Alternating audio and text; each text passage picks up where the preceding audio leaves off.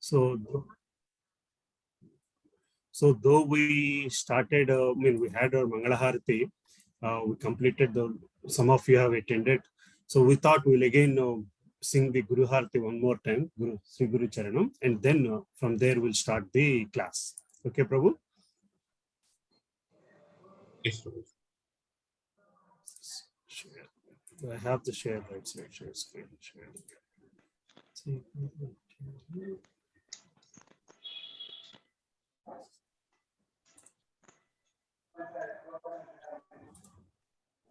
Hare Krishna Prabhuji, Dandavat Pranam. Hare Krishna Mataji, Dandavat Pranam Mataji. Okay. Hare Krishna. Guru Charana Padma Kevala Bhakti Sadma Bandha mohi sagadhana mate Jahara prasade bhai e bhava toriya jai Krishna prapti hoy jaha hate Guru mukha padma bhakya Chitete Puriya Kya Ana Puri Ho Mane Asha Shri Guru Charane Rati Ese Tamagati Jai Prasade Pure Sada Asha चक्षुदान दिलो जय जन्मे जन्मे प्रभु से दिव्य ज्ञान हृदय प्रकाशितो प्रेमा भक्ति जहाँ होते आदित्य विनाश जाते वेदेगा जहाँ रचरितो श्री गुरु करुणा सिंधु आगम जनारा बंधु लोकनाथ लोकेरा जीवाना हा प्रभु कोरो दया देहो मोरे पादा छाया हे भेजा भुसुप्रे भुवाना श्रीला प्रभुपाद पतित पावाना श्रीला प्रभुपाद पतित पावाना श्रीला प्रभुपाद पतित पावाना. Hare Krishna. We'll quickly read through the meaning of the Kirtan. So, the lotus feet of our spiritual master are the only way by which we can attain pure devotional service. I bow to his lotus feet with great awe and reverence. By his grace, one can cross the ocean of material suffering and obtain the mercy of Krishna. My only wish is to have my consciousness purified by the words emanating from his lotus mouth. Attachment to his lotus feet is the perfection that fulfills all desires. He opens my darkened eyes and fills my heart with transcendental knowledge. He is my Lord birth after birth. For from him, ecstatic prema emanates. By him, ignorance is destroyed. The Vedic scriptures sing of his character. The Vedic scriptures sing of his character. Our spiritual master is the ocean of mercy, the friend of the poor, and the Lord and Master of the devotees. O Lokanatha Goswami, O Master, be merciful unto me. Give me the shade of your lotus feet. Your fame is spread all over the three worlds. Hare Krishna. Hare Krishna. So this is going to be the central theme of our class today, Prabhuji and Mataji. We are going to go with the 6th canto, 7th chapter, where there is a Brihaspati is angry with Lord Indra and what the consequences are. Hare Krishna. We'll do a small kirtan before getting into the class. This is the kirtan, one more kirtan we are doing, right? Yeah.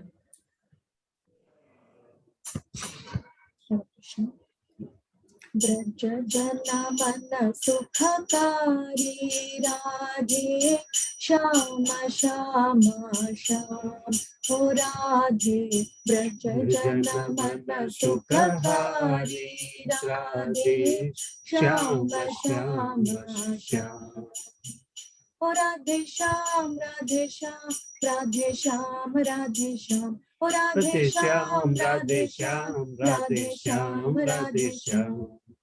Mora Mukutta Makara Krita Kundala Gala Vaijayanti Mala. Mora Mukutta Makara Krita Kundala Gala Vaijayanti Mala. Charanana Aha Charanana no Purasala Radhe Shama Shama Sham. O Radhe Charanana no Purasala Radhe Shama Shama Sham. O Radhe Shyam, Radhe Shyam, Radhe Shyam, Radhe Shyam. Radhe Shyam, Radhe Shyam, Radhe Shyam, Radhe Shyam.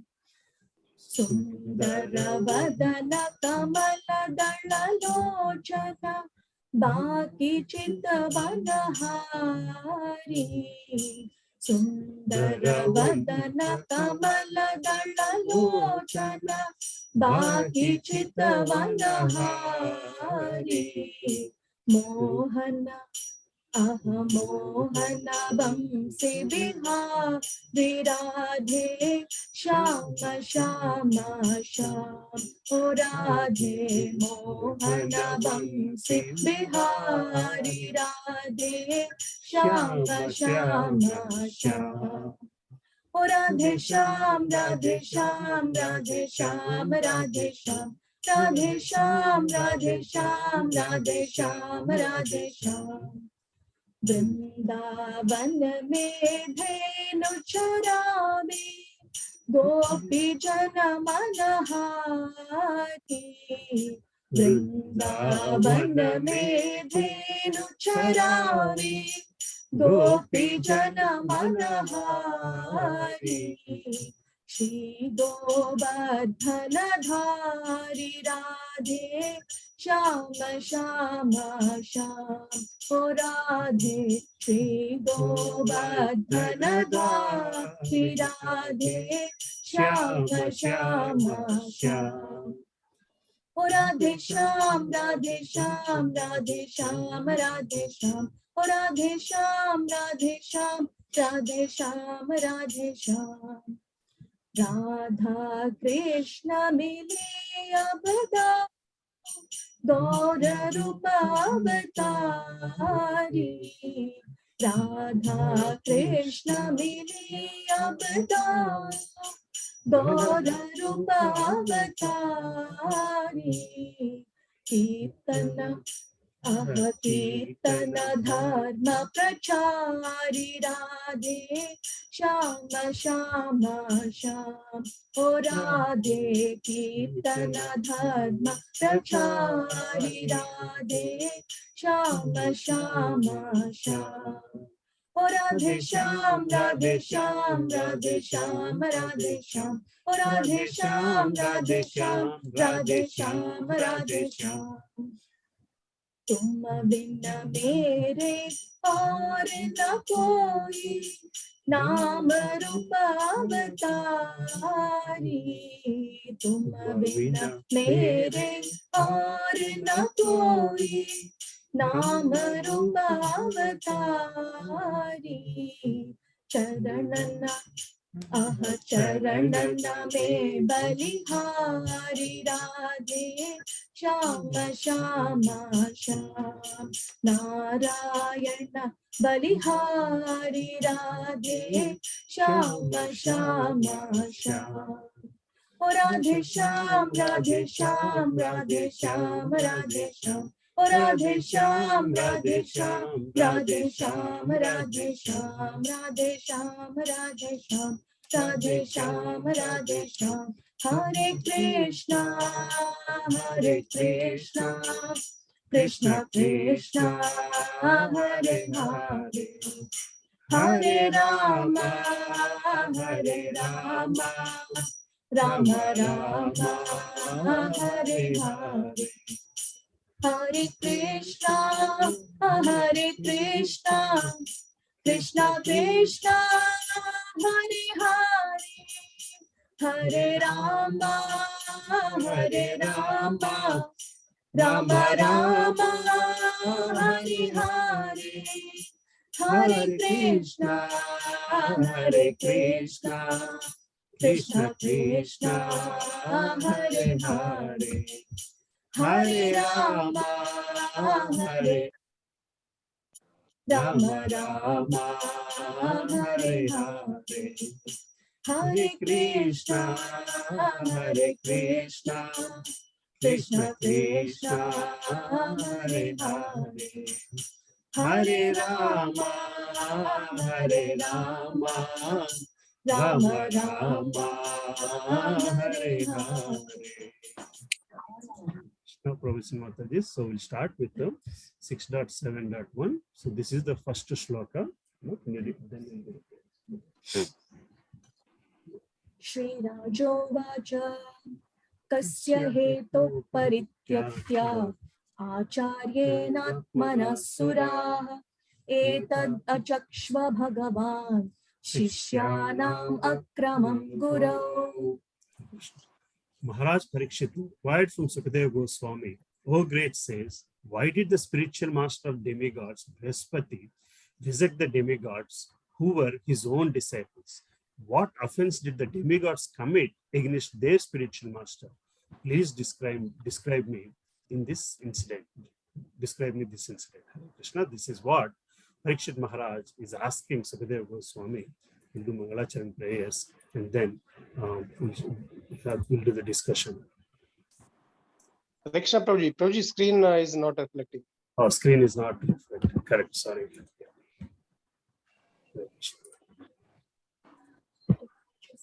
Yes. Jnanatirmirandasya Jnananjanashalakaya Chakshurunmilitam Yena Tasmai Shri Gurave Namaha. Sri Chaitanya Manobhiktam Sthapitam Yena Bhutale Swayam Rupa Kadamahyam Dadati Swapadantikam Vandeham Shri Guru Shri Yuta Padakamalam Shri Guru Vaishnavanscha Shri Rupam Sagrajatam Sahagana Raghunathanvitam Tam Sajivam Sadvaitam Savadutam Parijana Sahitam Krishna Chaitanya Devam Shri Radha Krishna Padan Sahagana Lalita Shri Vishakhanvitanscha He Krishna Karuna Sindho Dinabandho Jagatpate Gopesha Gopika Kanta Radha Kanta Namostute Tapta Kanchana Gaurangi Radhe Vrindavaneshwari Vrishabhanustute Devi Pranamami Haripriye Vancha Kalpatarubhyascha Kripa Sindhubhya eva cha Patitanam Pavanebhyo Vaishnavebhyo Namo Namaha. Jai Shri Krishna Chaitanya Prabhu Nityananda Shri Advaita Gadadhara Shrivasadi Gaura Bhakta Vrinda. Hare Krishna Krishna Krishna Hare Hare Hare Rama Rama Rama Hare Hare. Om Namo Bhagavate Vasudevaya. Om Namo Bhagavate Vasudevaya. Om Vasudevaya. Narayanam Namaskrityam Naram Chaiva Narottamam Devim Saraswatim Vyasam Tato Jayamutirayet. Nashtaprayeshu abhadreshu Nityam Bhagavata Sevaya Bhagavati Uttama Shloke Bhaktir Bhavati Naishtiki Krishnaya Vasudevaya Devaki Nandanaya Cha Nanda Gopa Kumaraya Govindaya Namo Namaha Namo Mahavadanyaya Krishna Prema Pradayate Krishnaya Krishna Chaitanya Namine Gauratvishe Namaha Namah Pankajanabhaya Namah Pankajamaline Namah Pankajanetraya Namaste Pankajangre Namo Brahmanyaya Devaya Go Brahmana Hitaya Cha Jagadhitaya Krishnaya Govindaya Namo Namaha Namo Vishnupadaya Krishna Prasthaya Bhutale Srimate Bhakti Vedanta Swami Niti Namine Namaste Saraswati Deve Gauravani Pracharine Nirvishesha Shunyavadi Paschatya Deshatarine Jai Shri Krishna Chaitanya Prabhu Nityananda Shri Advaita Gadadhara Shivasadi Gaura Bhatta Vrinda Hare Krishna Krishna Krishna Hare Hare Hare Rama Rama Rama Hare Hare Hare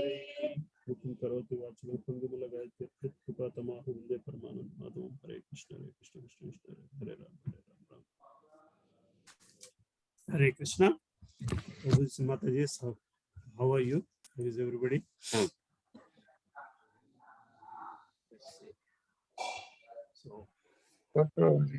Hare Krishna, Leelam Prabhuji, Dandavat Pranam Prabhuji, Dandavat Pranam to everybody.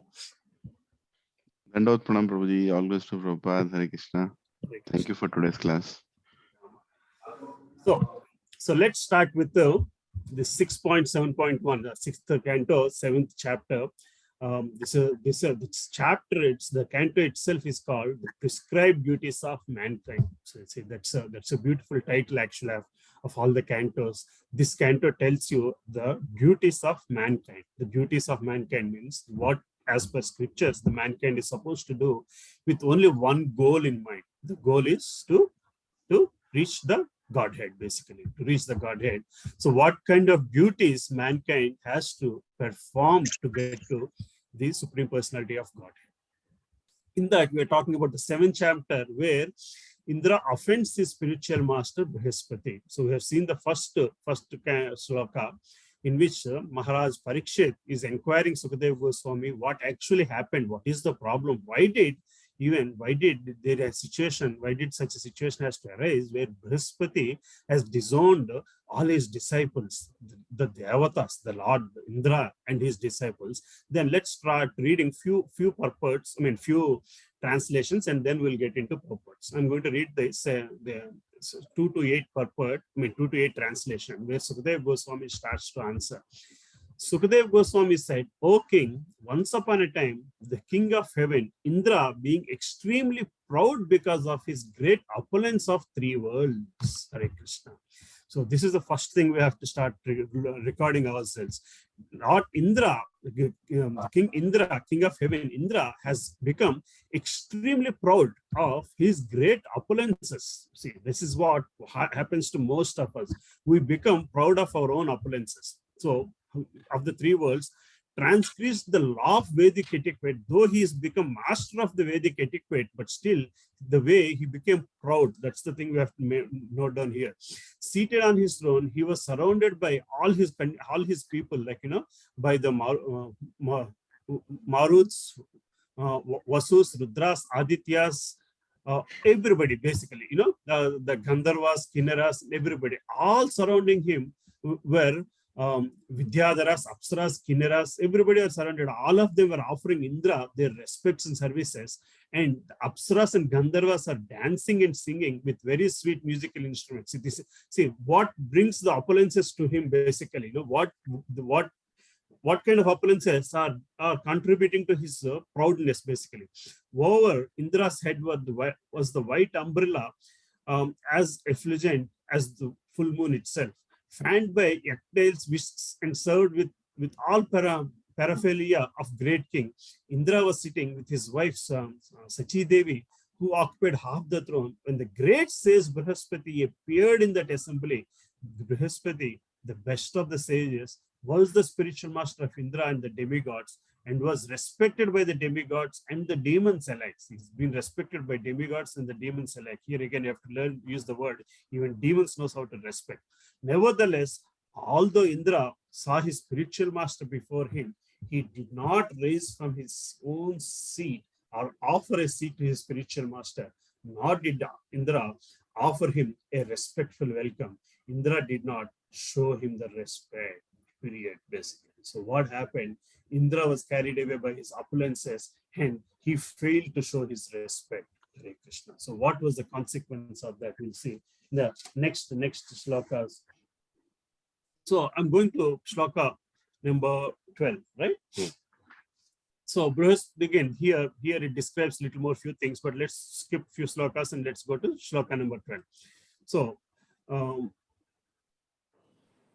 so here again, like if you look at the 11th shloka here, so what happens after that is Brihaspati understands what happened. He visualizes the thing that what Indra did, and he just leaves the place. He just leaves the courtyard. At that point of time, Indra starts to understand. If you look at the 10th sloka, Indra, the king of heaven, could immediately understand his mistake, realizing that he had disrespected his spiritual master.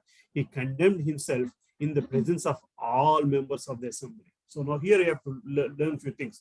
This is the place where Indra has got himself carried away by the proudness. Then he realizes this is the place I have to surrender myself. And then he starts feeling the pain of what action he did. And he starts to condemn himself in the presence of all members of the assembly. Alas, what a regrettable deed I have committed because of my lack of intelligence and my pride in my material opulence. I failed to show respect to my spiritual master when he entered the assembly, and thus I have insulted him. From here, again, the 12th shloka, we'll read the shloka, and from here onwards, Srila Prabhupada explains us the beautiful purports of how we should behave and explains us what our prescribed duties should be. Hare Krishna, we'll read the 12th shloka. Text 12. Ko gridhyet pandito lakshmim tripistapapaterapi yayaham asuram bhavam nito adya vibudheshvaraha. Hare Krishna, Prabhuji, will anybody wants to repeat it? Read it out. The Sanskrit verse.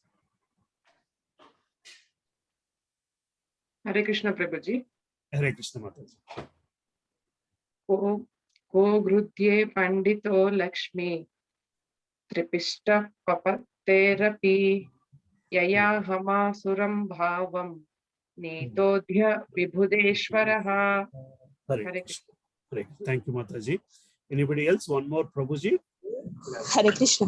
Hare Krishna. Hare Krishna, Prabhuji. Vijay Mataji, you want to read it? Ko grudhyet pandito lakshmim tripishtapapareterapi yaya hamasuram bhavam nitodhya vibhudeshvaraha. Hare Krishna. Hare Krishna. Let's go, Amma Venila Mataji, to read the next one. Okay. So here, although I am king of demigods who are situated in the mode of goodness, I was proud of a little opulence and polluted by false ego. Under the circumstances, who in this world would accept such riches at the risk of falling down? Alas, I condemn my wealth and opulence. Hare Krishna. See here, Indra starts to realize the mistake that happened. He clearly says that I am king of demigods who are situated in the mode of goodness. Again, here you should understand, even though the king of demigods, Indra, the devatas are all in the mode of goodness. But a person even in the mode of goodness can also fall down because of the pride of the opulences and polluted by my false ego. Hare Krishna. So we always keep saying this, right? See, the three modes of material nature are always there in the materialistic world. So how we tame the three modes of material nature, or how we keep ourselves away from the Maya, the Prakriti, is in our hands, right? That's the only the fundamental goal, basically, that has to be. See, here the king of demigods, who is in the mode of goodness, got himself carried away by the proud of the opulence and got polluted by false ego. So once the false ego got polluted, saying like, I am the one who is in charge of this kingdom, or in charge of this Swargaloka, then that even brought the king, like the person Indra, who is always in the mode of goodness, down. We always keep saying in our classes, it's not that Sattva-guna, but it's the Suddha Sattva-guna that is needed to reach the God, because only Suddha Sattva-guna can help you tame that false ego, that can help you put your intelligence, put your mind, and put your senses in the right perception that will take you to the Godhead. Under these circumstances, who in this world would accept such riches? That's what circumstances? The circumstance in which he has fallen down. He has realized that he has fallen down. At that point of time, I do not need any of these riches, because falling down is a bitter thing that's happening. That's worse than, not at the cost of these riches. Alas, I condemn my wealth and opulence. The wealth and opulence that created the false ego, that created the prideness in my false ego, is something that I want to condemn immediately, is what Lord Indra has started to realize. We will read Srila Prabhupada purport on this one. See, Chaitanya Mahaprabhu prayed to the Supreme Personality of Godhead, na dhanam, na janam, na sundarim kavitam va jagadisha kamaye. Hare Krishna. Oh my Lord, I do not aspire for material opulence or wealth, nor do I want great number of followers to accept me as their leader, nor do I want very beautiful wife to please me. These are not the things that I should be satisfied with. At the cost of what? At the cost of falling down. Because dhanam, janam, sundarim, even kavitam, even means even the beautiful language, the flowery language of literature, all of these things can help, can feed at one or other point the false ego, that can generate the pride in my false ego. This is not what I want. Mama janmane janmanishwara bhagavad bhaktir ahaitikiti. I do not even want liberation. This is not, even liberation is what I want.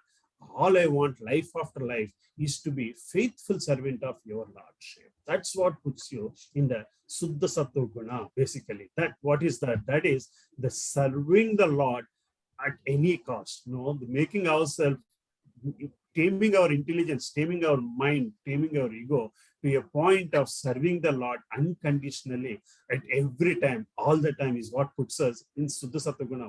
What does that mean by putting it in Suddha Sattva Guna? That is what alone can put you away from Maya. According to the laws of nature, when one is extremely opulent, one becomes degraded.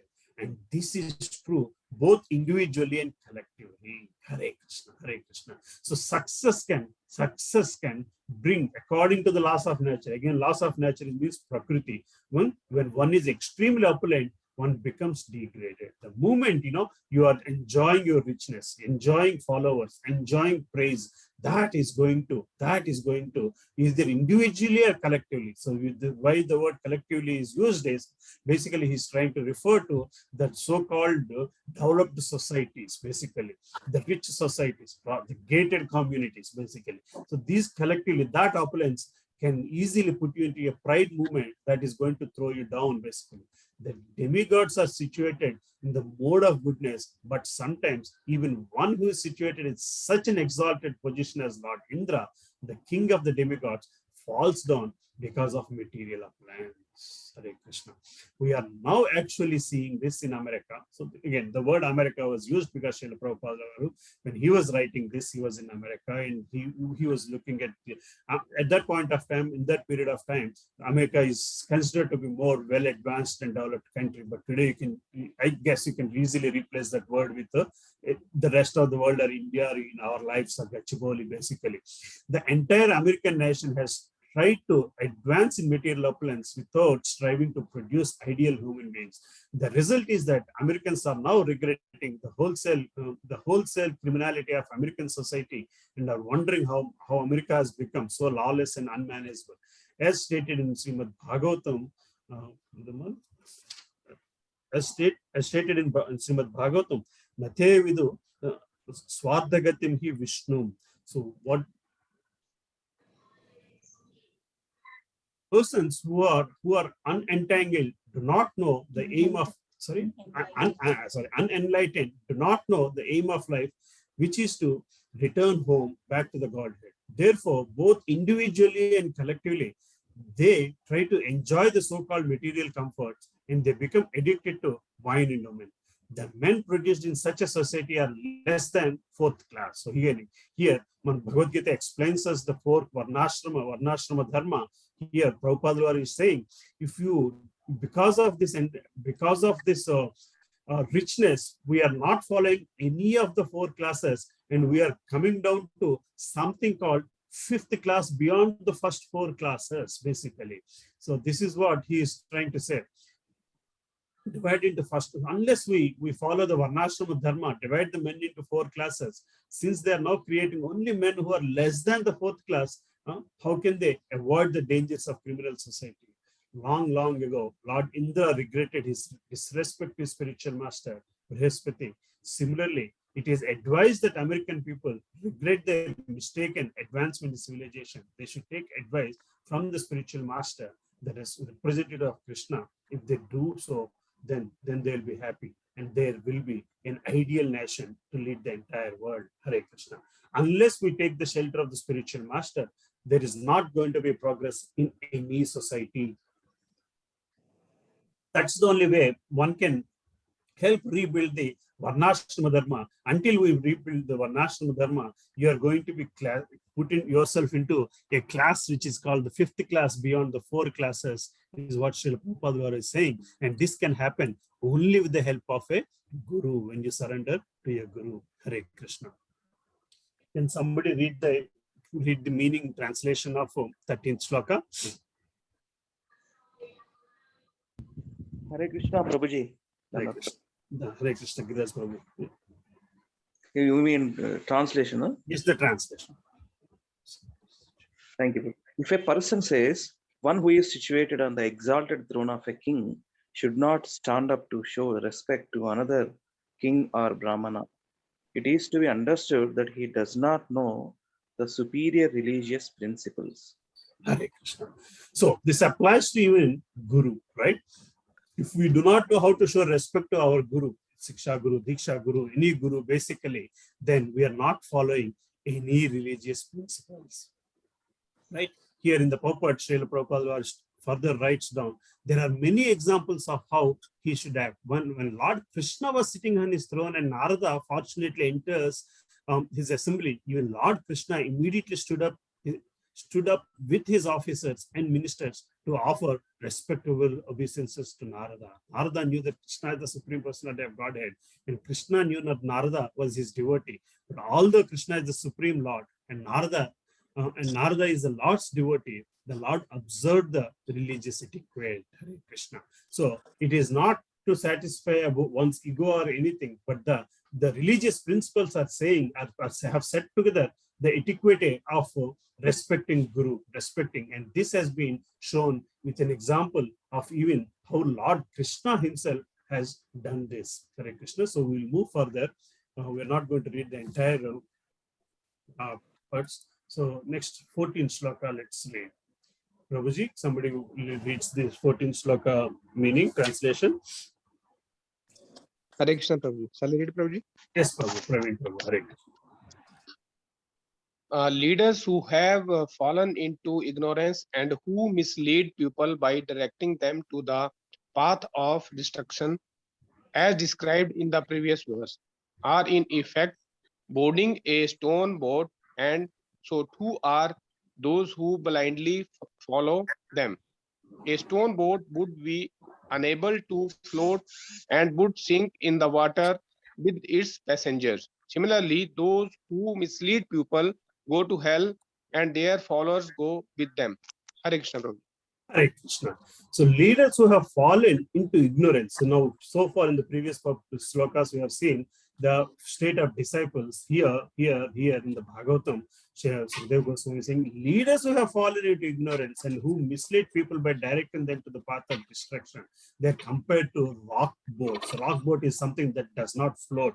But if you follow a wrong guru, again, if you follow a wrong guru, you are like trying to take a rock boat and try to sail through the ocean of materialistic world to reach the Supreme Personality of Godhead, and that does not happen. So you have to follow the right leaders. Here at this state of mind, at this state, the Lord Indra himself can be considered as a leader who is like a rock boat, because he's in a state of fallen. Basically, he's fallen to ignorance. Basically, so. That's what Srila Prabhupada is, again, the Bhagavatam is saying. So we'll skip this purport also. And 15th purport again we'll read. Hare Krishna. Can somebody read this translation for me, Prabhu? Yes, Prabhu. Translation. King Indra said, therefore, with great frankness and without duplicity, I shall now bow my head at the lotus feet of Brihaspati, the spiritual master of demigods, because he is in the mode of goodness. He is fully aware of all knowledge and is the best of all brahmanas. Now I shall touch his lotus feet and offer my obeisances unto him to try to satisfy him. Hare Krishna. So now Indra has realized. So what happened? Indra is saying all these things in the courtship, in the place where he has actually insulted his guru. At that point of time, he's again saying, no, this is the only way I can get out of this. Is now I have to go and offer my obeisances unto him and satisfy him, touch his feet and please him again, and establish that relationship back to him. So let's read through Srila Prabhupada purport. Prabhuji's Mataji's. Will somebody read this purport for me, Prabhuji's? Let.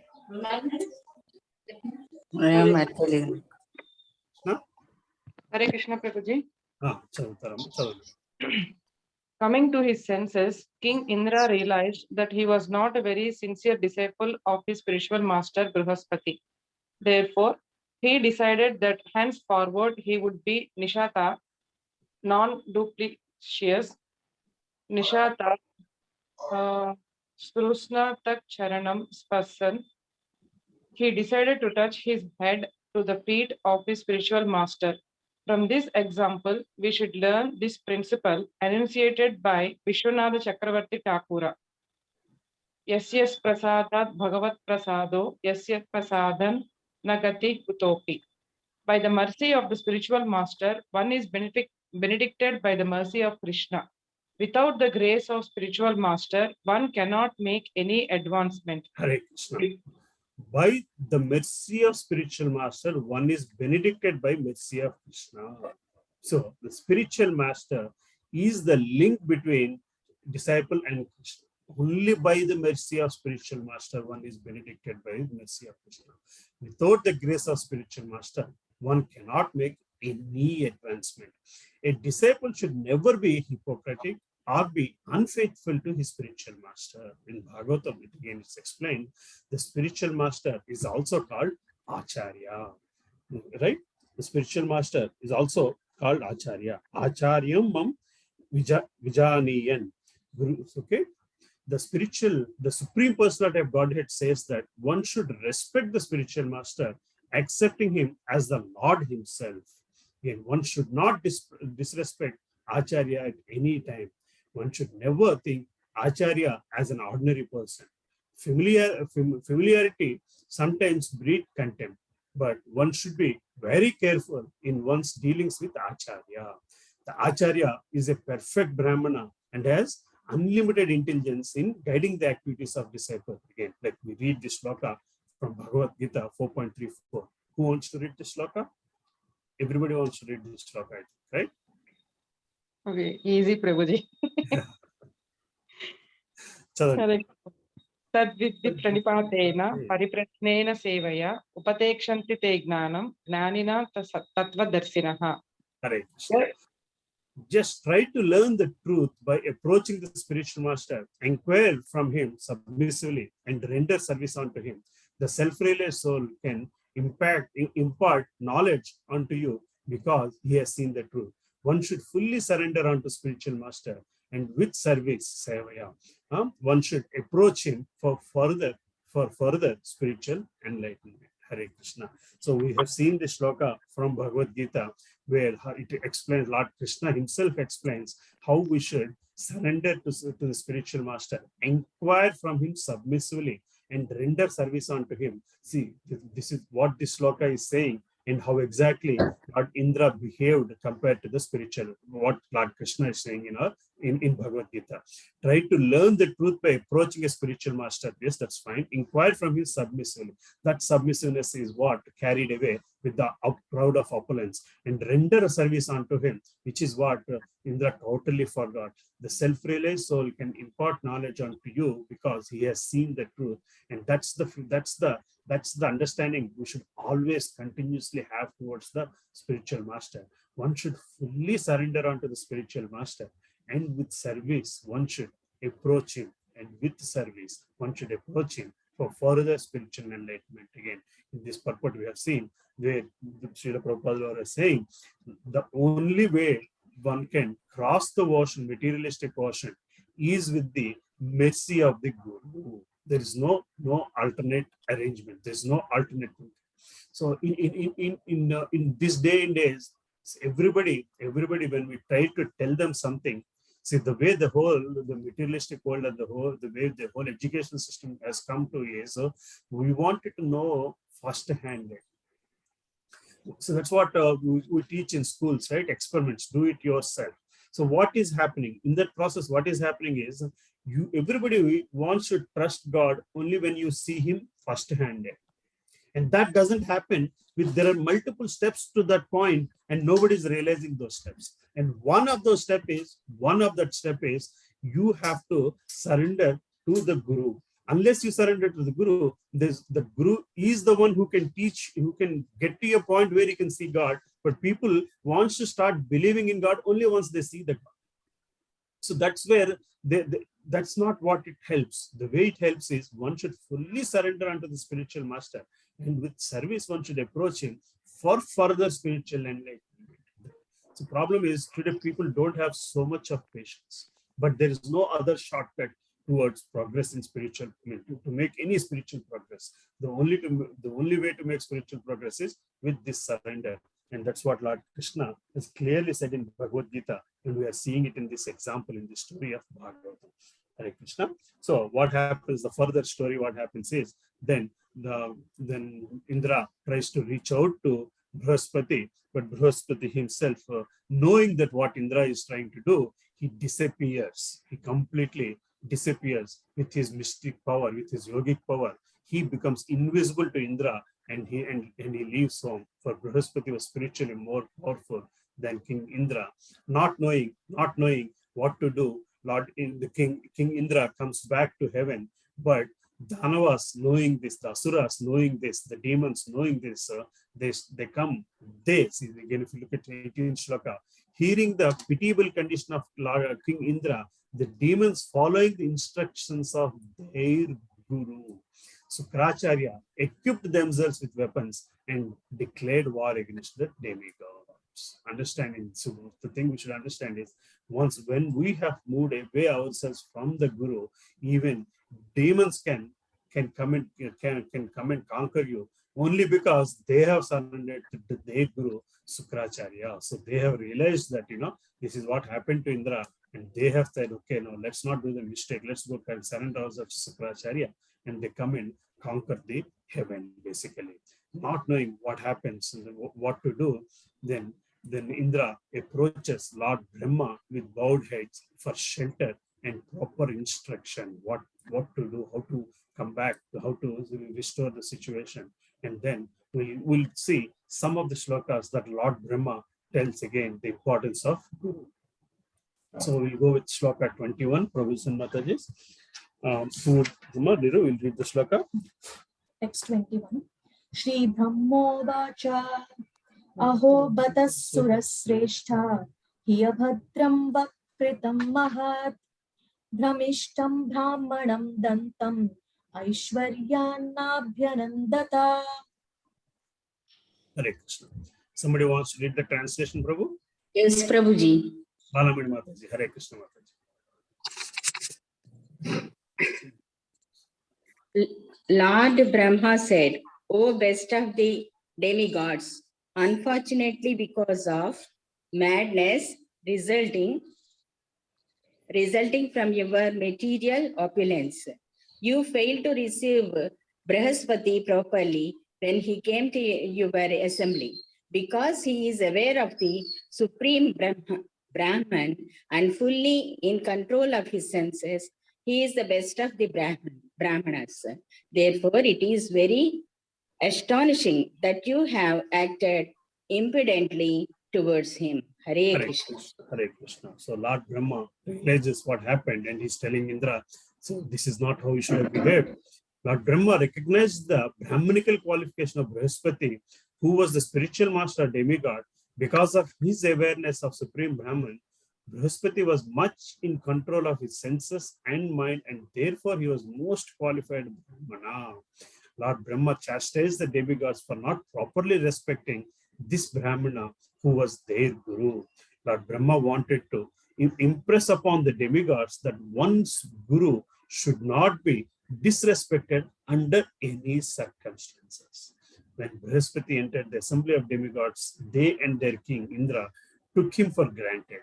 Since he came every day, they thought they did not need to show him special respect. Hare Krishna. So this is what we should be very careful about. Sometimes, we get very close to our gurus, Diksha Guru, and then we might fall into this kind of trap of, because we are so close, we missing to respect. That is something we should be very careful about. Lord Brahma chastised the demigods for not properly respecting the Brahmana who was their Guru. Lord Brahma wanted to impress upon the demigods that one Guru should not be disrespected under any circumstances. When Brahaspati entered the assembly of demigods, they and their king Indra took him for granted. Since he came every day, they thought they did not show him special respect.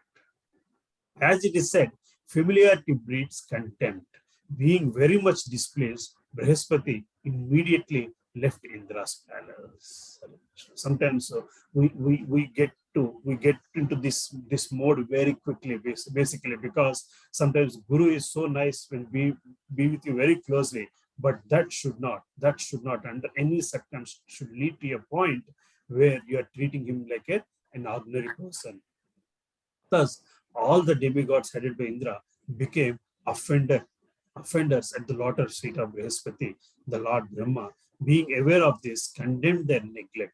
In a song we sing every day, Narottama Das Thakur sings this song. What song is this? Janme Prabhu says. So we sang this song just before the class, right?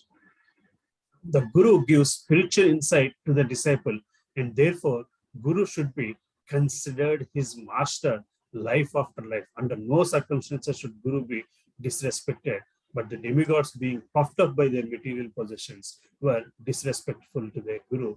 Therefore, again, Srimad Bhagavatam explains this. The Acharya should always be offered respectful of his senses. One should never envy the Acharya, considering him as an ordinary human being. Hare Krishna. Let's read through one or two more shloka meanings, right? 22, 23, and then we have a little more discussion. Because of your misbehavior towards Brahaspati, you have been defeated by the demons. My dear demigods, since the demons were weak, having been defeated by you several times, how else could you, who were so advanced in opulence, be defeated by them? This is something we should understand ourselves. The moment when you lost your, something like that, we have this example in our SSR sessions where the guru and the disciple, the connection between God and the disciple through guru is explained with a power cable that is carrying the electricity from the factory to your house. So once that connection is broken, then you're automatically put into a darkness, into a darkness that which even demons were able to come and defeat you, who were otherwise defeated by the demigods for multiple times. The Devas are celebrated for fighting with Asuras perpetually.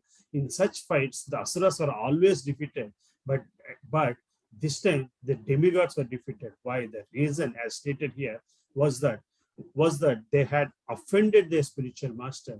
Their impudent disrespect of their spiritual master was the cause of their defeat by the demons. As stated in Shastras, when one disrespects a respectable superior, one loses his longevity and the results of his pious activities, and in this way one is degraded. Once you disrespect your guru, without your knowledge, you will fall down and you do not even realize. You did not see again. Prabhupada Mataji, the moment you fall down, you will not even realize that you have fallen down until you have realized you have fallen down because of the opulences that are surrounded by you, and you start disconnecting yourself with those opulences. You see the thing from Mataji? So you have a connection with your guru, you are in a spiritual path, and then the materialistic opulences have somehow shadowed that particular relationship with guru. Then these opulences will feed the false ego, and in that process you become disrespectful to your guru and you fall down, and you do not even realize that you have fallen down until you start disowning the root cause of the reason that has fed your pride. The detachment to opulences has to happen, and then only you surrender, and then you regret, and then you start searching for connecting back the relationship with guru. In this process, Indra was bewildered that he could not find where his guru is, and then he went and reached Brahma, and Brahma explained. By this point, Indra has understood that the root cause of his falling down, and that's the thing we should also, each and every time we should keep ourselves questioning that. And because it's not easy for us, because we are not in a mode of goodness as much as the demigods are. We have to bring ourselves from the mode of ignorance to mode of goodness, and then understand the root cause of the reason why we are in that particular mode of disrespect to the guru. Until we detach ourselves from that opulence of materialistic opulence, we cannot reconnect ourselves back to the guru.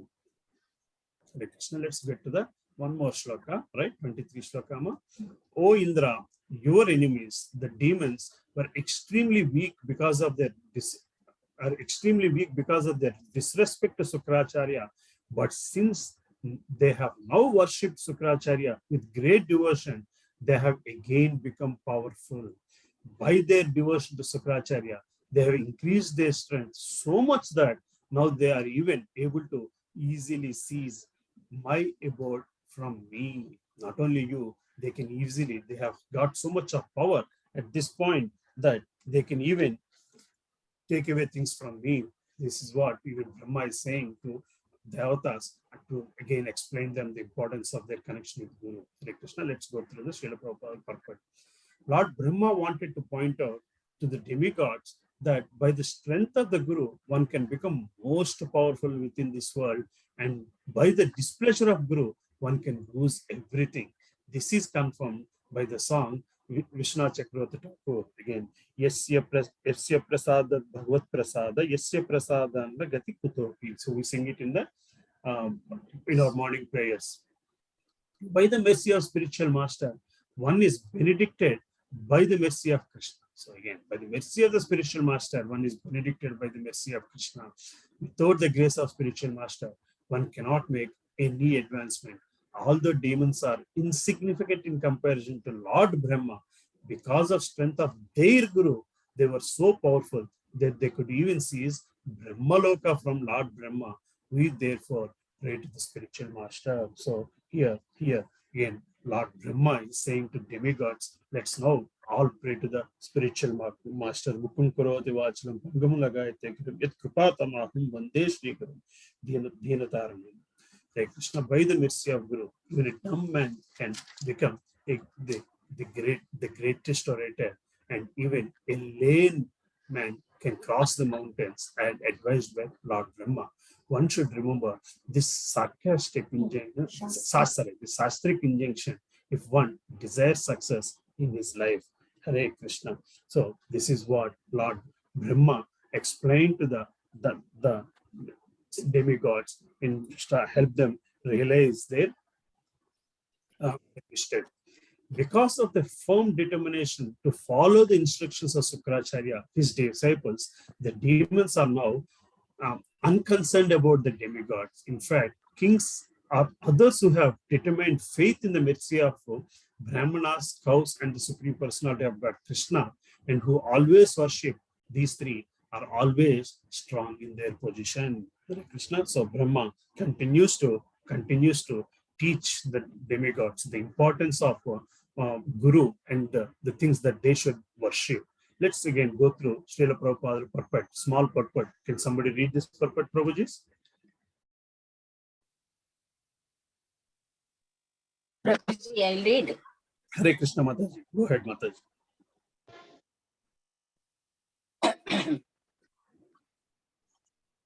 Because of their firm determination. Purport, Amma, can you read the purport from the instruction?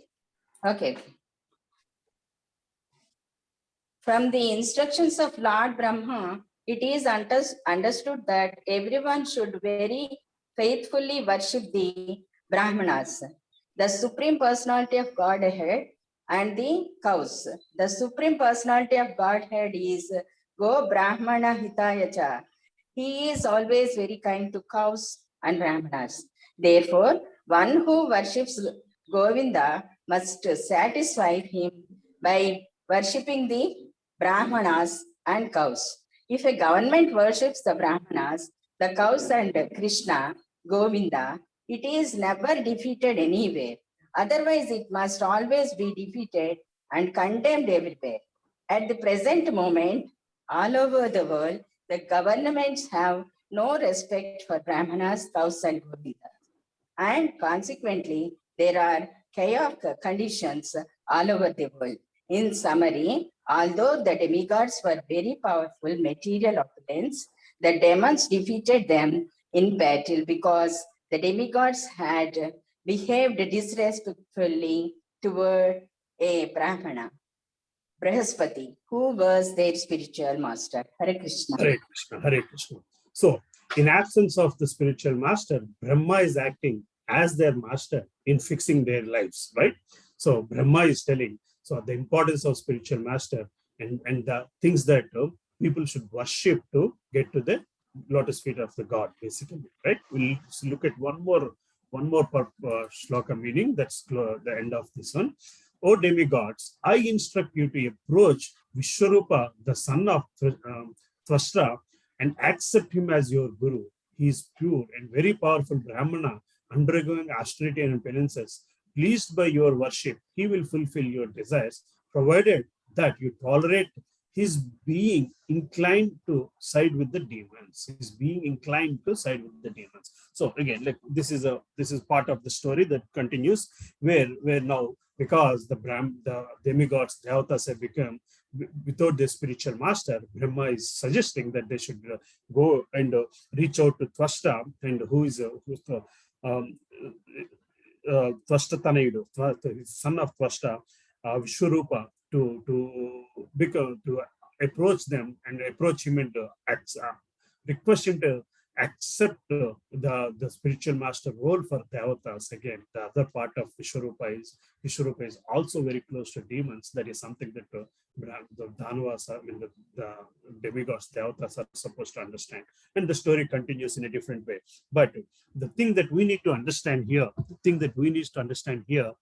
by nature, by nature how human beings, how we, even though we have started our spiritual journey, could easily get lost because of the three modes of material nature, to a point where we can easily fall and easily get ourselves disconnected by our guru, and we cannot get back that connection until we realize that we have fallen down, and we correct the reasons that are contributing to our fall down, and then start resurrendering ourselves, and then only you reconnect to your guru. In this case, though Indra were able to do that, they lost that opportunity of reconnecting back to their guru, and that happens even in our society, in our situations also.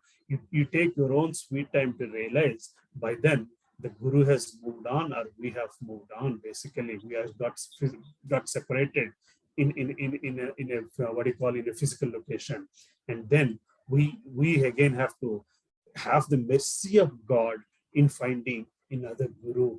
In this case, Brahma is a direct son of God, or directly has come from Mahavishnu. So by the mercy of that God, they were able to find a guru. Again, at every point in Bhagavatam, we see how the Supreme Personality of Godhead sends his devotees to help his other devotees when they have fallen down, or when they are not in the right state of right path of spiritual progress. But are we really at a point where if we are falling down, the Lord himself is going to send devotees in our state, in our path? Probably yes, if we are really in that state of mind where we have seen his mercy at one point or other, then the God himself will send devotees again to fix us. But that fixation will only happen if we have realized the reason for our fall down, and we have ourselves detached from that particular reason. Until that happens, we are not going to again reconnect or re-establish our connection with the Guru. Hare Krishna. So this is what my realization of the gist of what we have spoken so far. Before I go into the next piece of the discussion, are there any questions?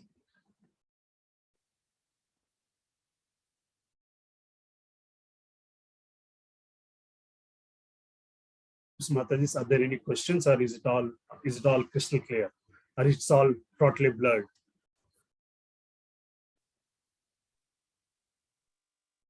All clear, Prabhuji. All clear, Prabhuji. Praveen Prabhuji.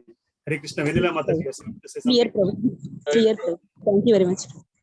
Hare Krishna, Prabhuji. Sachadev Prabhu. Prabhuji, Dhanam Pranam. Prabhuji, for Indra, Brahma is there to guide. Like whenever he fall down, he went to Brahma and he asked for suggestions. But who is the Brahma for us in this world? Whenever we fall down, who should we go to? So first and foremost, we should realize that we should not fall down because of the reason that we might have Brahma or we might not have Brahma, right?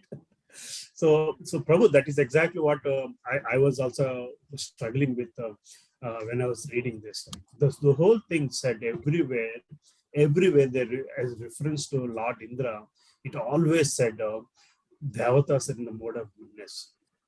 So probably the qualification for being able to get a Brahma in our life, you have to be in the mode of goodness at minimum. See what, Prabhuji? So this even tells there's even more the reason why we should not leave the feet of our spiritual master, our Guru. Only with the mercy of God, again, God sends Brahma. So again, I keep saying this. Before coming to ISKCON, I used to read a lot of books, and in the books, there is always reference to Guru and disciple, and how Guru takes care of disciple. And I used to think, where do I find this Guru, the so-called Guru, basically that's being referenced in all the scriptures? Until I came to a point where I read, unless you are not ready, you will not find your Guru. So the Guru is always there. The Guru is always there. You have to find him means you have to be ready. What that being ready means. That being ready means getting into the mode of goodness, getting into are getting away from the mode of ignorance, getting away from the mode of passion, getting away from the results that are coming from your passion, being able to detach yourself from the opulences of the things that you have achieved.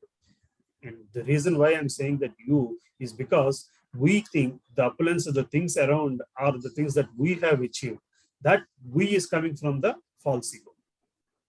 So the things that we should worry about is how much we are being connected to our own false ego, how much getting connected and attached to the opulences or the things that we think we have achieved. The Dhanam, Janam, Sundarim, these three things, right? Dhanam, Janam, Sundarim. And the knowledge that you are getting yourself connected to thinking that this is mine. As long as you are connected, you are not going to find your Brahma. The only moment that you have realized that these are the things that are not being able to get to the Guru or get connection with the Master, the moment you realize that, and then you surrender to God, what do you call it, Krishna, the Go, and the things that as mentioned in the purpose, then Krishna will send you that Brahma. Krishna will send you that disciple, not necessarily be Brahma. It can be a messenger of Narada, a messenger of another Guru, another thing. But a pure devotee, this messenger will come to put you back onto the track, because that's an indication of you being ready, basically. Right, Prabhu? That's how I took it when I read this slokas. Prabhuji, like, I mean, we don't get Vapu Seva from the spiritual master, because spiritual master may be away, and we only get Vani Seva. So we'll only listen to our spiritual master most of the time, at least in this situation currently, in these modern times. I mean, during our course of bhakti, like, is it always like we have to realize ourselves that, oh, I'm falling down from my situation, or somebody will guide us, like, okay, you are falling down, better control yourself, like how Brahma has guided Indra. Prabhu, the guidance is always there. The guidance is always there. It is we are turning the light on or not. Okay, the guidance is always there until we turn that light on. So that has to come from ourselves. That even to realize that you have fallen, you have to put an effort to realize that, basically. That will happen only the moment you are starting to realize that the ignorance part, basically. The false ego part. That only once you are able to surrender that, once you are able to tame that, once you are able to get to a point of beyond that, then the urge comes for the Guru, and Guru is there. And will that Guru will always be physical form coming and doing your Gitobudesam? Need not necessarily be, Prabhu.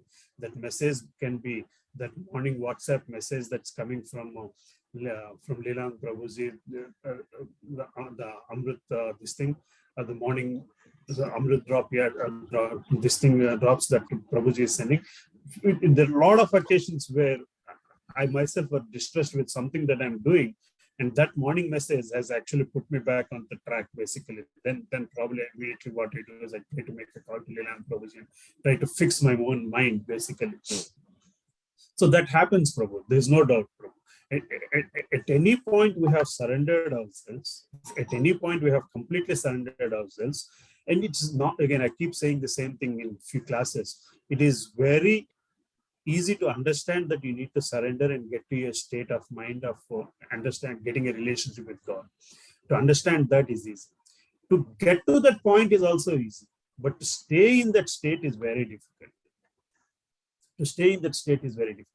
But if you have come to that point, and if you have at least experienced that once, twice, and then even if you're not able to continuously stay in that point, but if you're not falling down to a point where your false ego is overtaking your surrender to God, then you're getting into a fallen state. So again, this is what yesterday's Bhakti Shastri class also they explained. Prabhuji explained this, and I tried to understand this basically. So the in Bhagavad Gita, we have seen the 13th chapter where there's very clear explanation of what the 24 elements that the whole body is made of, the 20 gross elements and the 3 subtle elements. So you are always guided with everything that's happening in the life by these three subtle elements: the mind, intelligence, and for the mind, intelligence, and ahankara, the ego, basically. Then we always keep saying, like, life after life, whatever we have done this lifetime is not come from, we are in a spiritual state, not because all your effort is not coming from this lifetime, but it's come from the previous lifetime. So I always wondered, I always believed, before even coming this one, I always believed, like, people like Sachin Tendulkar or Lata Mangeshkar have not achieved what they have achieved in one lifetime. It's come from previous lifetime. But then in our scriptures we have read through, if you are leading a pious life, the next life is going to be either born in a Brahmana family or in a rich family, aristocratic family. So a lot of people who are born in a rich family, but why are they not able to continue that state of piousness that they have left previous life? That's because the 24th element is Prakriti, Triguna. Though that is constantly influencing the 3 subtle natures, right? That's what we are saying. The mode of ignorance, the mode of passion, or the mode of goodness. One of these 3 things is constantly influencing the rest of 23 elements of our life. Now, the first, it's influencing the 3 elements. The 3 elements are influencing the 20 elements that are basically the karmendriya. Basically, that's what the actions you're doing. The person doing, the act that you are doing is always being influenced by Prakriti, or the Maya, we call it, right? So this is what happened in the shlokas also. Here, the King Indra, because of his opulences, even though he's in goodness, because by being Devata means he's already in goodness, that's a qualification for Devata. Because of his opulence, that mode of goodness is also is not good enough to beat his ego, the false ego, and then he did what he did. Right, Prabhu? So our major goal in life, in what we are, the state we are in, is how to let this Prakriti influence in such a way that our 3 subtle elements are always being spent, that are resulting in the gross elements in a proper akarmic way, with akarmic activities. How to do that? That's all. It's a simple logic, basically. How to do that? That can happen only with the mode of 100% surrender and service to God. The mode of 100% surrender and service to Guru. That's the only thing that will take you, the 24th element, the Prakriti, that will take you to beyond the 3 modes to Suddha Sattva-guna. The Suddha Sattva-guna cannot exist without service and surrender. And service and surrender to Guru and God. That's all. So as long as we are able to keep that intact, irrespective of what opulences or what other materialistic hindrances or what Hare Krishna. Hare Krishna, Balamani Mataji. Thank you. So Prabhu. So that as long as we are able to conscious effort to keep that intact, I think we'll be in good shape, Prabhu. Sachadev Prabhu, did I confuse you more? No, Prabhuji. Thank you, Prabhuji. Prabhuji, I have one small question. Yes, Prabhu. So here, spiritual master, I mean, this Leela, how should we take, Prabhuji? Because the spiritual master, Brihaspati, getting angry just because Indra disrespected him. Generally, spiritual masters are very merciful, right? So why Brihaspati got angry because Indra did not respect him? Should we consider this like a Leela to teach us, mankind, these living entities, or I mean, how should we take this story? Honestly, I don't know the answer, Prabhu. The justification for Brihaspati's behavior, I don't know. Probably Leelang Prabhuji or somebody can explain it better.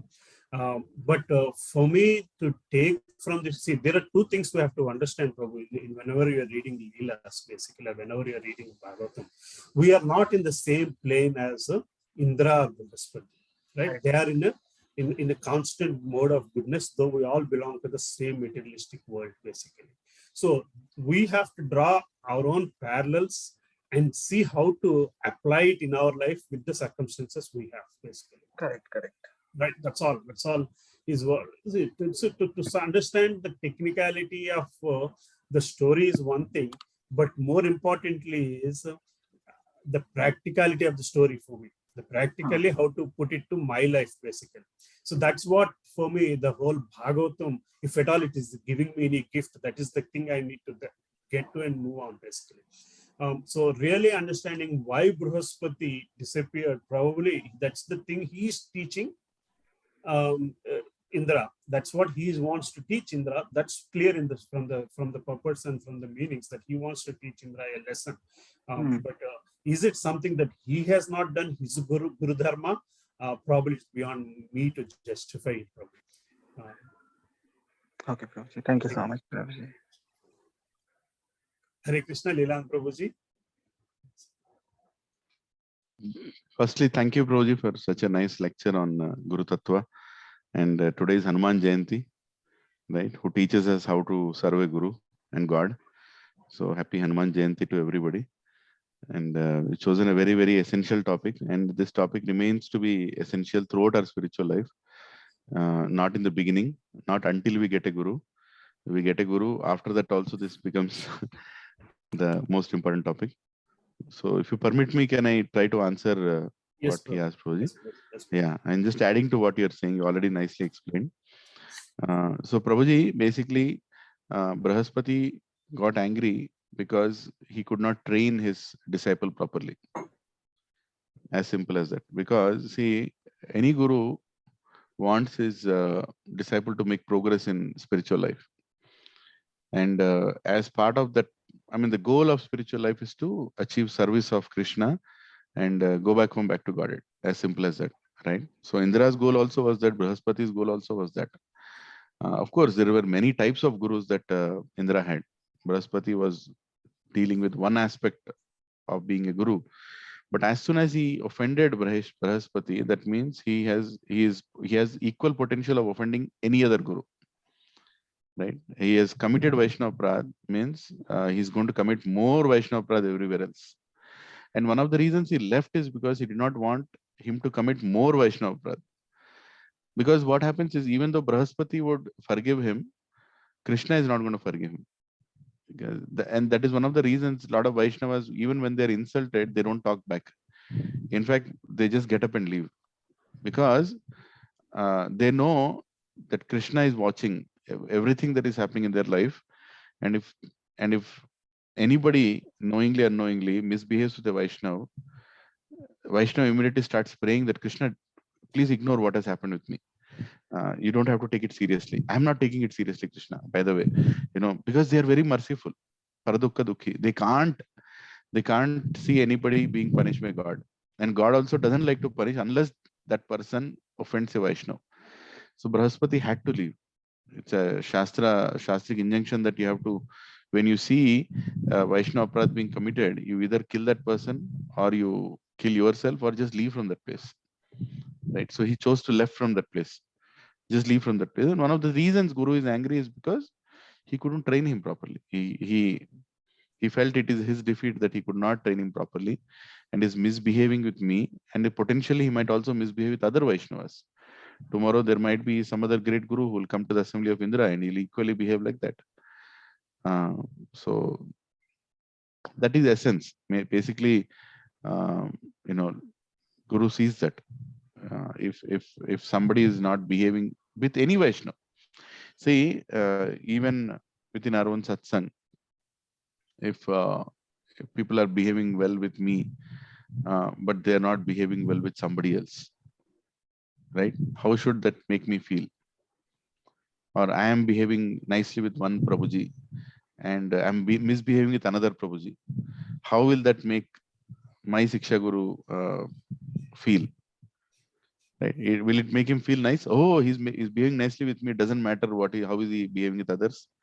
And the simple thing that you start misbehaving with anybody, like, one devotee starts misbehaving with you, that's equal situation. Misbehaving meaning disrespectful, without any gratitude, commenting, suggesting when there is no suggestion required. You are pushing yourself, your opinions. This all comes under misbehaving, right? When somebody starts doing that, he has the equal potential of doing it on others also, right? So that's when a Siksha Guru or a Diksha Guru or a Shravana Guru from whom you hear, he'll get angry. Angry meaning he gets concerned. And he left from there because he did not want him to offend more, right? Is that okay? Did it answer Okay, some yes, part of? Prabhuji. Yeah, Prabhuji. Thank you so much. Now it is very clear, Prabhuji. It's very clear, Prabhu. Thank you, Prabhu. Because when I was reading this, all I was looking at from Indra point of view only, Prabhu. I didn't realize it from Guru point of view. I was only trying to get understanding from my point of view, disciple point of view, basically. Yeah. I'll tell you one very nice Yes, thing. Prabhu. Yesterday, my dear god brother Sanatan Prabhu came, and I spent a whole day with him. It's been like almost 7 years. He is an amazing preacher. One of the preachers that I have seen in my life who really preaches from his heart, and his levels of service is very young. He is hardly 35, maybe 35, almost 9 years younger to me. But I can see that he is, a million lifetimes ahead of me to go to Krishna, right? So when he used to preach in Denver, I used to take care of children. So I'll take care of all the children. He'll take care of all the adults, like that. So he is traveling back to Denver today. He was here for his brother's marriage. So I caught him. I said, Prabhu, you can't leave without meeting me. So yesterday, whole day he was with me, literally till night 12 o'clock. We were talking from morning, from afternoon onwards till night 12 o'clock. And he was, and the best part that I liked is, I'm struggling in my spiritual life. Many of us are. I have my own struggles. And wherever I was struggling, like my reading had decreased a lot. My hearing to my own spiritual master considerably was decreased. I'm not hearing as much as I used to hear before. Because I can give reasons of services, I can give reasons of office and all, but the reasons are not good enough. So he came yesterday, and for the first some time, you see, he's a friend also, and a guru also for me, right? So he was very friendly, hugging, going around. We went to VSK. We spent time with the cows. Then we sat down in VSK in the Goshala. Then he started speaking. And then finally, he started speaking exactly what I needed to hear. And for 1 minute, I told him, Prabhuji, you don't stop what you're speaking right now, because it looks like my guru is speaking through you. Just finish it, whatever you want to tell. And he exactly told me, Prabhuji, that it was almost like somebody sent with a message, right? And the funny part is, I was the one who called him and got angry on him that, you're not meeting me and going. How can you leave without meeting me? I forced him to cancel all his plans and spend time with me yesterday. So he came with his wife, and beautifully he explained some very essential fundamentals of spiritual life, and how it is so important that we need to hear. How important is Shravanam, Kirtanam, Vishnu Smaranam, all the three. And and no matter what service we are doing, we have to maintain that connection with Guru. And his presence made me feel that my Guru was with me. He is literally sitting in front of me, and my Guru speaks to him. He has direct access to my Guru. In US, my Guru is very happy with his preaching, right? So he directly calls him and talks to him. How is it going? That level of access he has. And I was asking him, so how does it feel to speak to Gurudev? How does he explain? How does he? So one beautiful thing that he told yesterday, which I think I'll share today, because coincidentally, I never knew that Prabhuji is going to talk about Guru's topic today. And yesterday we were discussing only on that aspect. So I'll tell you two incidents and then I'll ask a question. You all try to answer, and then I'll answer what he told me. My Gurudev answered. His name is Radhanath Swami Maharaj. I'm not speaking about just Radhanath Swami Maharaj. There are many amazing gurus in ISKCON society who have very good understanding, and they will give very nice conclusions as well. But I'm just sharing this one instance because I spoke to my God brother. So in Chaitanya Charitamrita, it's a big leela, but in simple words, Chaitanya Mahaprabhu has this servant called Haridas, not Haridas Thakur. His name is Chota Haridas Thakur. And Chota Haridas Thakur goes to an old woman's house, and he was told by Advaita Acharya to go and get some grain for cooking, because Mahaprabhu is there. We have to cook and serve. So Chota Haridas goes to old woman's house and gets it. And as soon as Mahaprabhu gets to know that Chota Haridas is brahmachari, he's not supposed to associate with women, and he went to old woman's house. That also is where, but Chaitanya Mahaprabhu gets so grave in terms of standards of sannyas. He says, how can you do this, Chota Haridas? You cannot do that. How can you go to a woman and take, and you have very familiarly spoken to her. Very familiarly spoken to her. That means you're violated. So he banishes him. I don't want to see your face like that. And for Chota Haridas, Chaitanya Mahaprabhu, I mean, Chaitanya Mahaprabhu is Krishna. If God ignores you, what hope do you have? So he becomes very, very depressed. He's crying, falling on the floor. Forgive me. No. Advaita Acharya comes and recommends, Mahaprabhu, please forgive him. No. Srivas Thakur, every other great devotee around Mahaprabhu, everybody goes and requests Mahaprabhu that please forgive. He didn't mean to. He says no. And Chota Haridas goes and commits suicide. He dies. And still Mahaprabhu is not forgiving.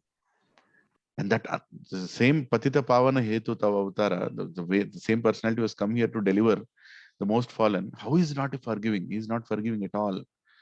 Right? So this is one situation in Chaitanya Charitamrita which bewilders. How strict can a guru be? Even the disciple committed suicide, he is still not forgiving. He just, until he did not forgive, even though he was recommended by everybody. In the same parampara comes Bhakti Siddhanta Saraswati Thakur. When he had to inaugurate a temple in Kolkata, he went to the temple. The whole temple is waiting for his arrival, and there is one brahmachari in the temple who committed an offense and who was asked to leave the temple. And he was an insignificant brahmachari. He was not even like a prominent brahmachari. Bhakti Siddhanta Saraswati Thakur goes to the temple. He doesn't see that brahmachari. He asks the temple president, where is the brahmachari? I can't see him. And they say that he left because he committed some offense. We asked him to leave. He can't be in the temple. So immediately, Bhakti Siddhanta says, if you are not going to bring him back, I'm not going to eat a morsel. I'm not going to honor anything. I'll sit here until you bring him. So the whole brigade of temple goes and searches him and somehow finds him in Kolkata temple, brings him back. And then Bhaktisiddhanta Saraswati Thakur, hugs him and tells him that don't leave us, So much mercy is being shown. Forgiveness. He forgives whatever offense you already, that is not important. You should stay in association, like that he speaks. So the question is, what is this contradiction between Supreme Personality of Godhead, Lord Chaitanya Mahaprabhu, not forgiving somebody until he almost commits suicide? He committed suicide. And his own staunch Simha Guru, Bhakti Siddhanta Saraswati, forgiving. And even an insignificant person, even for the gravest offense, he forgave and he accepted. So what do we see here? The mood of a guru, how is he supposed to react with his disciples' misbehavior? Right? How do we understand this contradiction? Right? Yeah. Some of you have to go to Hanuman temple, so please leave. Giraj Prabhu has told. I have a very urgent work, so I'm not able to come today. I'm really going to feel bad. But I humbly request everyone to go and serve in Hanuman temple today. It's Hanuman Jayanti. So I'll answer because I can't get into a discussion on this, but I'll just answer quickly. If you don't have, so this question was asked to my Guru Maharaj in a lecture, that Maharaj, how do we understand that Chaitanya Mahaprabhu did not forgive and Bhakti Siddhanta Saraswati Thakur forgave? How is it possible? How do we understand this? And Maharaj gave answer in a very beautiful way. He told, if you don't have the empowerment to liberate anybody, you just have to forgive them. Right? Meaning, Chaitanya Mahaprabhu is Supreme Personality of Godhead. He can liberate anybody. So Chota Haridas committed suicide, but after that he became a Gandharva. Mahaprabhu liberated him. After that he became a Gandharva, going around Mahaprabhu for the rest of eternity, singing bhajans, and Mahaprabhu was enjoying that. And everybody could realize that it is Chota Haridas who is making Mahaprabhu happy. So Mahaprabhu gave pure devotion service to Chota Haridas as soon as he left his body. So he can do that. He can give liberation. He can give pure love of God. Bhakti Siddhanta Saraswati Thakur, he can also give. He is Simha Guru, is a pure devotee, but he took that humble position that I am not God to not forgive anybody. Remember this. I am not God to not forgive anybody. That is the mode of a guru, right? I can't give liberation. If I can't give liberation, what right do I have to be angry on anybody, right? So so he forgave. Very advanced concept. And in simple words, love means unending forgiveness. That is the definition of love, right? Love means unending forgiveness, and a guru carries that. And a pure devotee guru carries that. No matter how many times you fall, Guru will always hug you, bring you, and encourage you to not commit that again and go forward. That is the mood of a guru, right? And when that guru is offended, that kind of a guru is offended, then your spiritual life is finished, because guru is a Vaishnava. It's Vaishnava Aparadh, and Krishna doesn't tolerate that. So everything that Indra had, like Prabhuji explained in the past time, became so weak that what to speak of asuras coming and defeating him. Anybody could have defeated him at that point, because complete spiritual strength is gone. When we commit offenses against devotees, our spiritual strength goes so badly down, Prabhuji and Mataji, that we can't even chant our rounds properly next day. We don't feel any taste in attending satsangs. People stop coming to satsangs because they've done offenses. Knowingly and unknowingly, they have committed offenses. So they lose interest in spiritual life, as simple as that. And they fall down, right? And to bring back somebody who has committed Vaishnava Aparadh is very, very difficult, because the poison of pride completely allures their consciousness, and they simply can't come back. So we should remember this nice class given by Subbarao Prabhuji and Nirupa Mataji. We should remember this. And every morning we should remember how important is Guru in our life. And his Guru doesn't mean only Diksha Guru. Guru comes in different forms, like Prabhuji explained. Our ultimate Guru is Lord Balram. And Balram appears in different ways. Even out of a mouth of a prostitute, he appears. To Balwangal Das Thakur, Chintamani was Balaram, right? So don't judge who can come and teach me a lesson. Guru comes in different forms to remind us what is the most important, and he will constantly guide us to go back to Godhead. So it's a very, very essential. Guru is not a convenient that you call somebody a guru and say, "Is my guru," and continue all the nonsense that we are doing in life. Guru means the one who will come and shake up your life. Completely, your life will be shaken once he comes into your life. Prabhupada came into our life and completely changed the definition of our existence, right? So that is Guru. And Guru's instructions are in his purports. You don't expect that you'll get a personal instruction from Guru. Only Hanumanji got personal instruction from Ram. There were billions of Vanaras. Not everybody got personal instruction from Ram. Hanumanji got, right? So there can be billions of disciples. There can be billions of Sishyas. But personal instruction is given only to the person who has the capacity to hold that. Our instructions are already there in the lectures, right? Lectures that we hear directly from Guru, or lectures that we hear from the Shiksha Guru, or lectures that we hear from anybody around us. the instruction comes to us. We should be ready to hold it. Right. So thank you. Sorry, Prabhu. I just wanted to. Hare Krishna. So, Prabhu, we already said most of the stuff that I wanted to put in the second half, basically. Where Sorry, Prabhu. I didn't mean to. Nothing. Sorry, Prabhu, because it's Hanuman Jayanti. How Hanumanji got the Guru, and more importantly, how Hanumanji became a Guru. Balram, there's a nice lecture, Prabhu. I'll send that link. How Balram is a Guru, becomes a Guru to connect people. To connect Krishna with everybody else in the Vrajavas. Similarly, how Hanumanji became Guru to Sita Devi while kind of in Sundara. That's why Sundarakanda is so beautiful. How he connected Sita Devi with Ram, and how that Sita Devi felt that she is getting the blessing of a Guru in Hanumanji. There's a wonderful lecture basically on that. Until then, Sita Devi was in such a what do you call it, lone state of, this thing, until she heard the Ramanam from Hanumanji, basically sitting on the tree in Ashokvanam. And then that's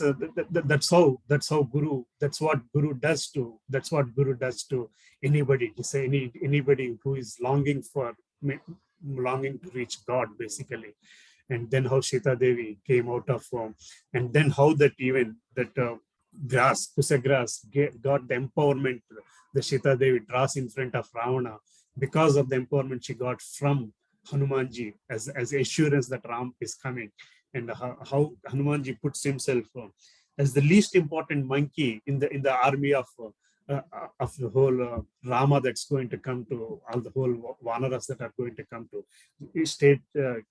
It indicates the state of how a Guru sees himself with his relationship with God and with relationship with his co-brothers. So Hanumanji is the best of the Vanara, but he says, when Sita asks, like, who are you? He says, I'm the least strong Vanara.